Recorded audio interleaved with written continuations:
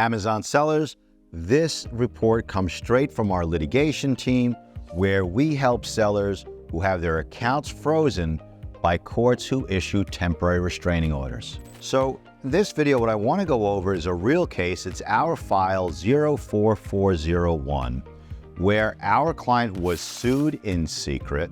Our client had an order issued freezing his money, his inventory, and all of his sales on Amazon, all issued in secret. He only found out about it when he received that email from Amazon that everything had been frozen and all it had was the name of the lawyer and a description of the case. So we were retained. We were retained by that seller going to our website and pressing this case submit button. The information was submitted. Within hours, my staff was in touch with this seller. He hired us, and then within another day or so, we were in court with a formal request to the court asking the court to dissolve the temporary restraining order against our seller for multiple reasons. He wasn't running anywhere. He's standing here fighting the case. He wasn't selling any counterfeit products. And you know what, Your Honor? You froze the entire business when only a small portion of his sales had anything to do with this brand's products. So we were successful in getting the temporary restraining order lifted, and now our client's back in business.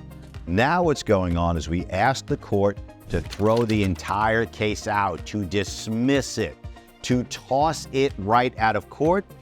And I can't wait to report to you when we win that motion, but that's the process when you get sued. Number one, you have to hire a lawyer who knows Amazon and also knows litigation. And my team, I'm not shy about saying it, my team is the best in the world.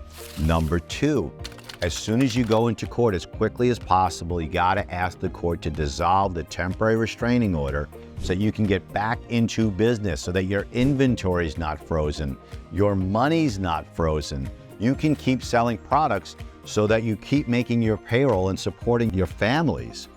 And then number three, as soon as that temporary restraining order is lifted, you want to make sure you ask the court to throw the case out because you never sold counterfeit products. Your products were protected under the first sale doctrine or whatever arguments are applicable to you, including telling that court it doesn't even have jurisdiction over you. So these are some of the things that we argued in this particular case. This is how we won the dissolution of the temporary restraining order and how I believe we are going to win with the full dismissal of all the claims brought against our client.